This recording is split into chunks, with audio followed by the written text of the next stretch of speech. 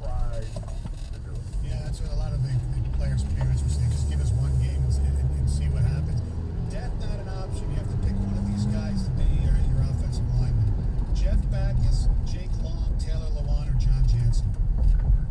Oh, Jansen, there's not a doubt about it.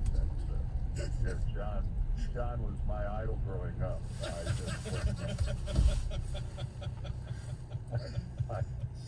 That's the reason I came to Michigan. I just said I want to be the next John Jansen. Who inspired that?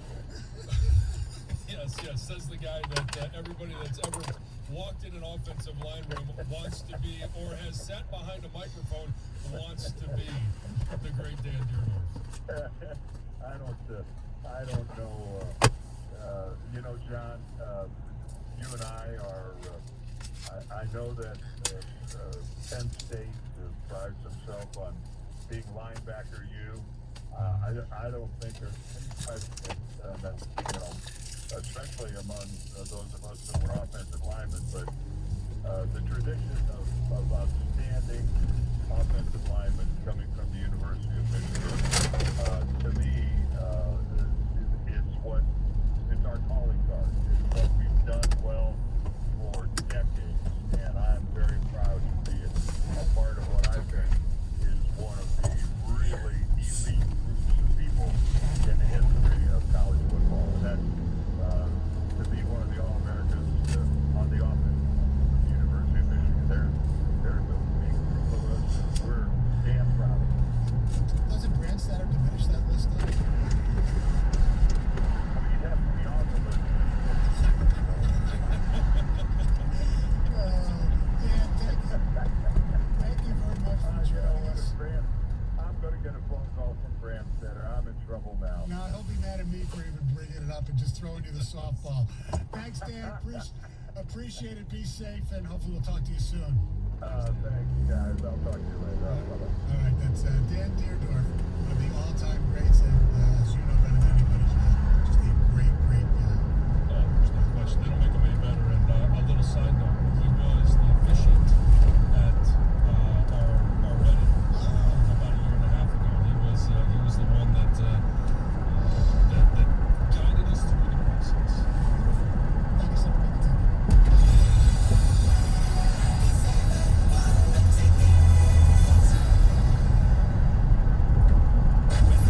Happen in Detroit sports, you hear it first on Detroit's #1 sports station, 97.1 The Ticket. Breaking news powered by Radio.com Sports and brought to you by Pennzoil. Motor oils from natural gas. The proof is in the Pennzoil.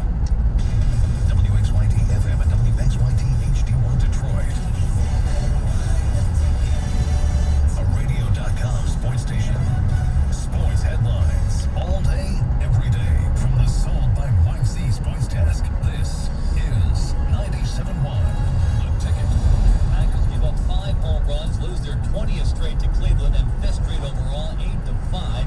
With the loss, Tigers now 9-10. Harold Castro, 3 hits. Miguel Cabrera added 2 hits and 3 RBIs, raising his batting average to 188 with a .377 slugging percentage. Michael Fuller struggles in the mound, allowing 3 earned runs and 5 hits, 2 of them bombs. In just 2 2/3 innings, his ERA now standing at 7.56. Tigers have the 11-11 White Sox tonight, first of 4, 8-10 right here in 97.1 The Ticket. Matthew Point against Gio Gonzalez. Stanley Cup playoff winners yesterday: Islanders, Stars, Blackhawks, Flyers, and Blues. Ohio State quarterback Justin Field launches a petition drive to play Big Ten football in 2020. So far, he has over 200,000 signatures. At the Ticket Update Desk, I'm Jeff Lesson for more 97.1 The Ticket or Radio.com.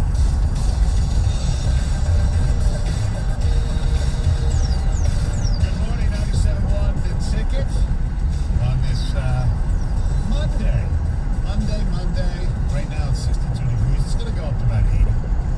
And we have like a 50% chance of rain later in the day. And the rest of the week, at least till Sunday, looks to be high 70s, low 80s. Maybe some rain on Sunday. Heather is off today. Hargrave here running the show. And we were joined today and Wednesday and Friday. One, the only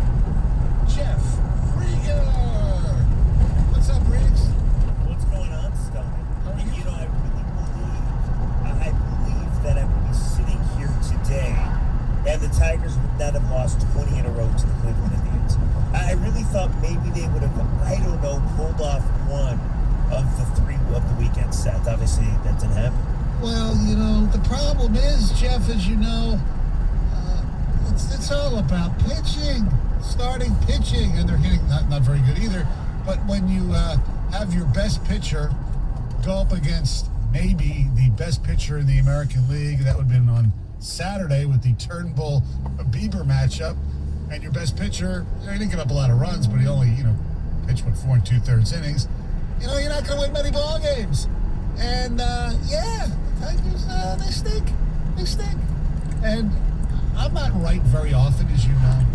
But, last week at this time, I think they were 8-5 or 9-5.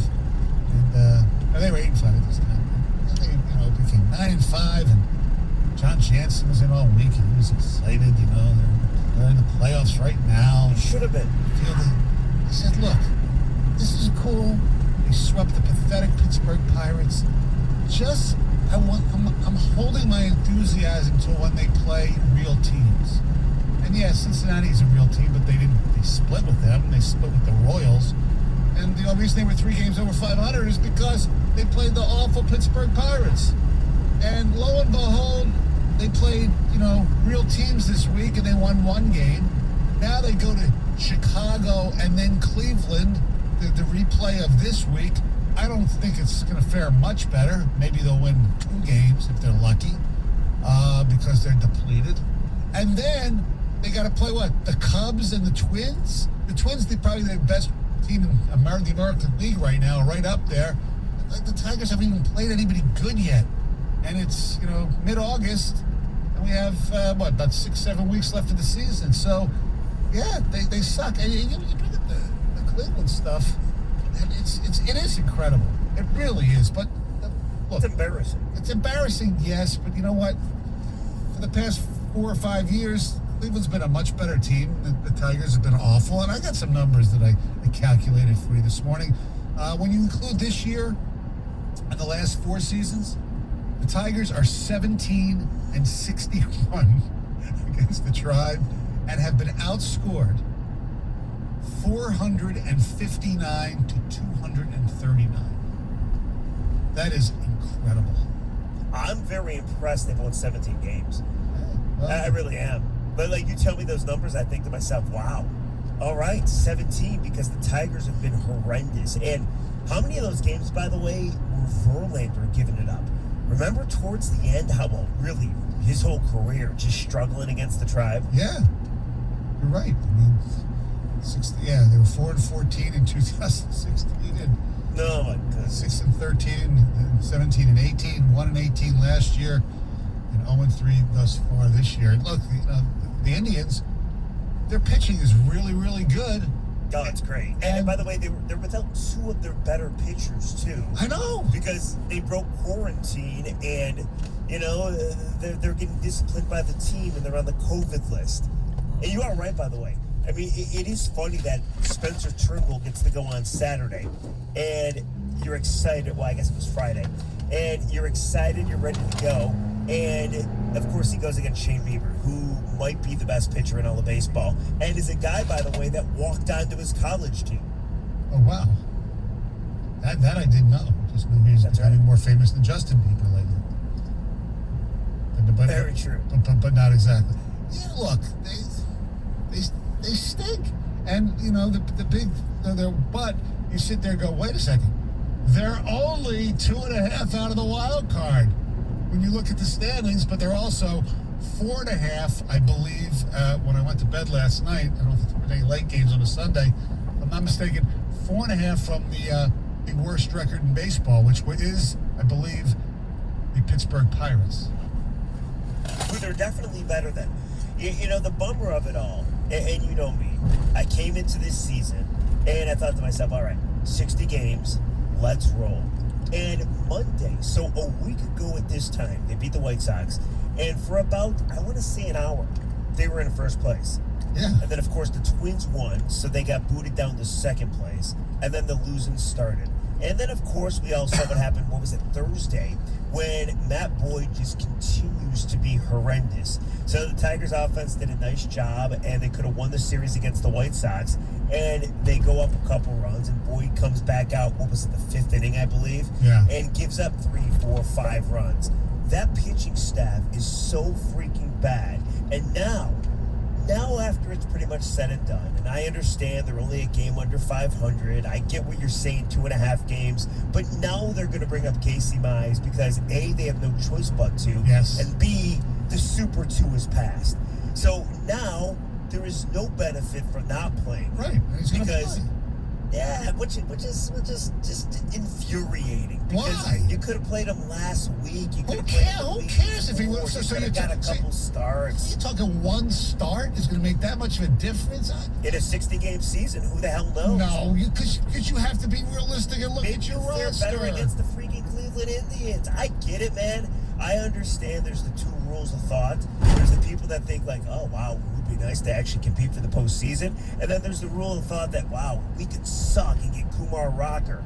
And I saw Peter Gammon's tweet over the weekend saying, okay, they're going to do the draft next year. It's going to be a combination of this year and last year. Well, that's good. Which means if the Tigers lose even more, that they might stand a chance to get the 1st overall pick or the 2nd overall pick. I get it all.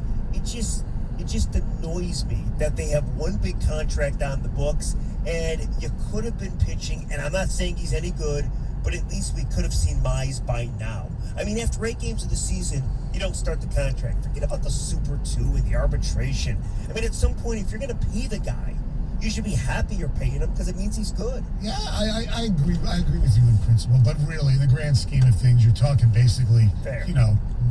one start. So if they would have brought him up last week, he would have two. get 1 start, maybe 2. It's not going to affect his baseball career, number 1. Well, I agree with that. And the other thing is, let's be fair here. The expectations are going to be ridiculous. You remember when Verlander came up, his first 2 starts were not great. So you're basically assuming that Mize is going to come out and be good. We have no idea that's going to happen. No, what I am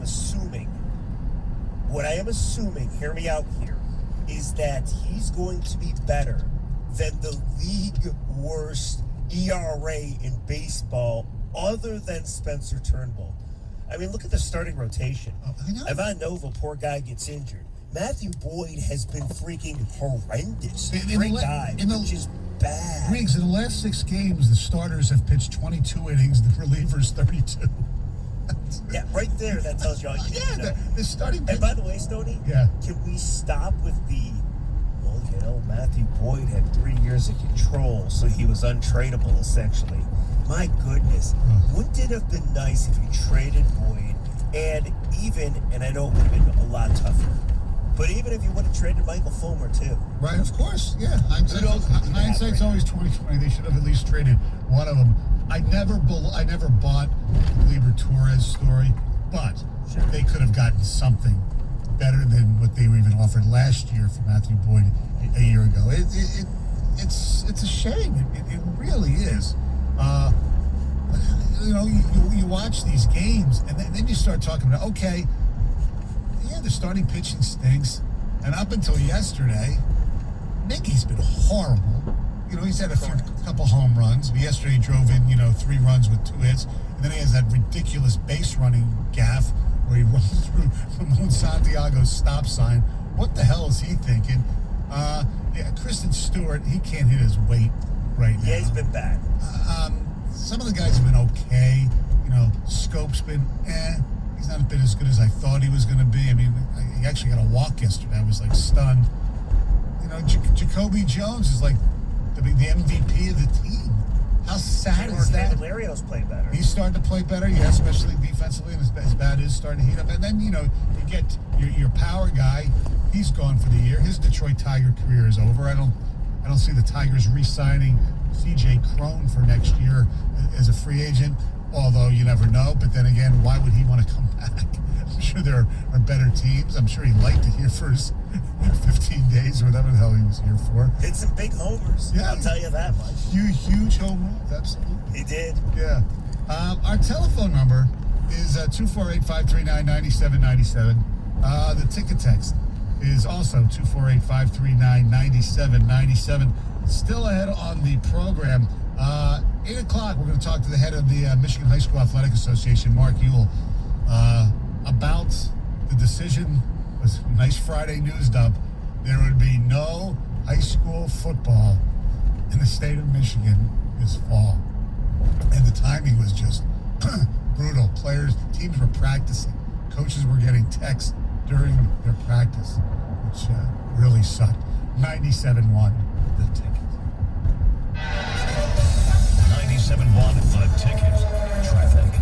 From the WWJ AM 950 Traffic Center, the roads are still in great shape on this early Monday morning. No big issues to deal with so far. It's accident-free, light traffic through all existing road work. Now, coming up this morning, there is a planned Project Launch Freeway northbound between Myers and Outer Drive. A right lane closure is scheduled through mid-October. I'm Michelle Pena with traffic.